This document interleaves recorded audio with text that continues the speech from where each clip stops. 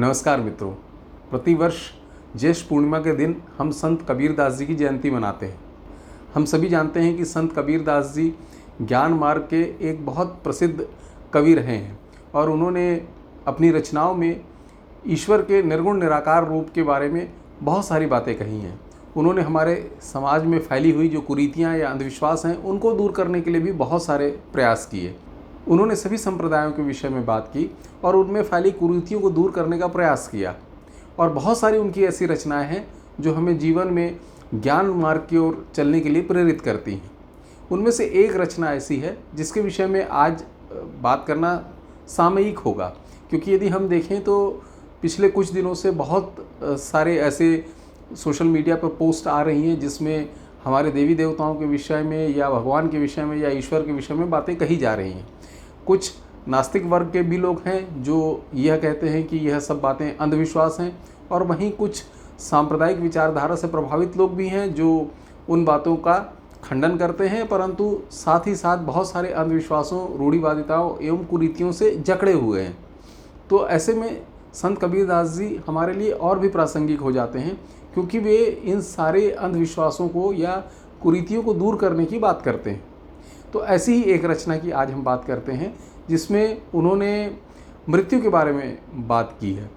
उन्होंने कहा कि इस सृष्टि में जो कोई भी आता है वह अवश्य जाता है, और इसके लिए उन्होंने जो रचना लिखी उसका शीर्षक है साधो ये मुर्दों का गाँव। और उसमें बहुत महत्वपूर्ण बातें उन्होंने कही हैं जो एक सामान्य व्यक्ति के समझने के लिए बहुत आवश्यक हैं, जिससे कि उन्हें प्राचीन भारतीय ज्ञान की विशालता का भी अंदाज़ा होगा और साथ ही उनको समझ में आएगा कि प्राचीन भारतीय ऋषियों ने कितनी आधुनिक और वैज्ञानिक सोच रखी हुई थी, जो आज आधुनिक वैज्ञानिक भी जिस बात से सहमत हो रहे हैं। और इस विषय पर एक वीडियो कुछ दिनों पूर्व स्टीफन हॉकिंग के जो विचार हैं सृष्टि के निर्माण के विषय में, उसके बारे में मैंने एक वीडियो पोस्ट किया था, जिसकी लिंक मैं ऊपर आई बटन में और नीचे डिस्क्रिप्शन बॉक्स में आपको दे दूंगा, जहां पर क्लिक करके आप उसे देख सकते हैं। इस रचना में संत कबीरदास जी कहते हैं कि जो कोई भी इस सृष्टि में आया है वह जाएगा भी, और यह संसार नश्वर है, इसलिए सभी की एक दिन मृत्यु होना निश्चित है। वे कहते हैं कि राजा मरी हैं, प्रजा मरी हैं वैद्य और रोगी। इसका अर्थ यह है कि चाहे कोई कितना भी बड़ा आदमी हो, राजा हो तो उसकी भी मृत्यु होनी है, प्रजा हो, सामान्य व्यक्ति हो, उसकी भी मृत्यु होनी है, रोगी है तो उसकी तो मृत्यु होती ही है, परंतु वैद्य जो है उसकी भी मृत्यु निश्चित है। उनका कहने का तात्पर्य यह है कि जो कोई भी प्राणी इस जगत में आया है सबकी मृत्यु निश्चित है, परंतु उससे आगे वो जो बात कहते हैं वो हमारे समझने के लिए बहुत महत्वपूर्ण है। उसमें वे कहते हैं कि चंदा मरी हैं, सूरज मरी हैं धरती आकाशा। अर्थात वो ये कहते हैं कि चंद्रमा, सूर्य, पृथ्वी, आकाश सभी की मृत्यु होना है, ये सभी नश्वर हैं, ये सभी सदा के लिए नहीं है।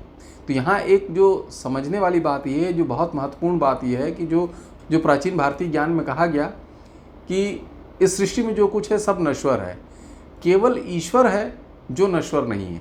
ईश्वर का अर्थ ही होता है जो सदा था, सदा है और सदा रहेगा। अर्थात ईश्वर का कोई आदि और अंत नहीं होता, परंतु इस सृष्टि में जो कुछ भी आया है वह सब नश्वर है।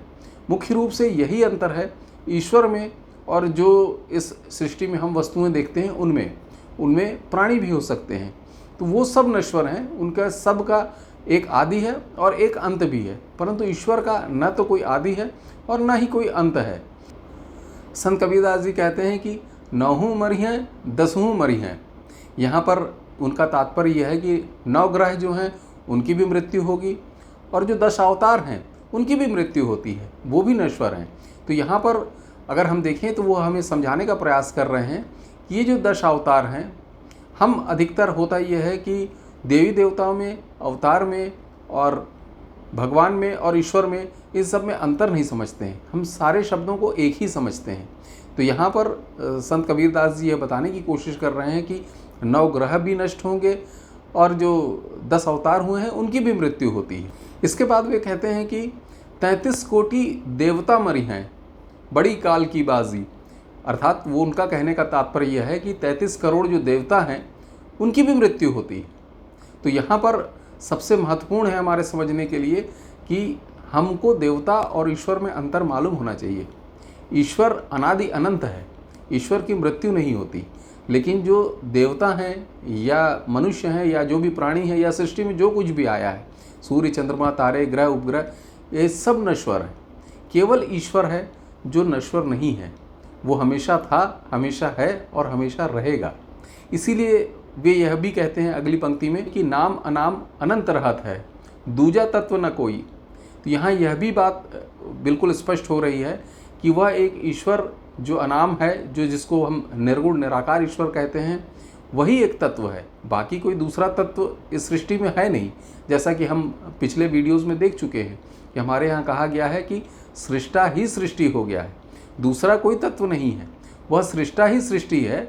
जैसा कि जगत गुरु आदि शंकराचार्य जी ने जो समाज को बताया, या हमारे वेदों का या उपनिषदों का ज्ञान है, वह भी यही कहता है कि इस सृष्टि में जो कुछ भी है वह ईश्वर ही है, ईश्वर के अतिरिक्त कुछ भी नहीं है। तो यही बात संत कबीरदास जी भी कहते हैं कि दूजा तत्व न कोई। इसलिए अंत में वे कहते हैं, अंतिम पंक्ति में वे कहते हैं कि कहत कबीर सुनो भई साधो, भटक मरो मत कोई। अर्थात उनका कहना है कि इस अज्ञानता के भ्रम के जाल में हम नहीं फंसें, हम इधर उधर नहीं भटकें, और हमें यह मालूम होना चाहिए कि वह निर्गुण निराकार या जो गुणातीत ईश्वर है वही अनंत है, वही अनादि है, और बाकी जो कुछ भी सृष्टि में है वह सब नश्वर है। जो आया है वह जाएगा।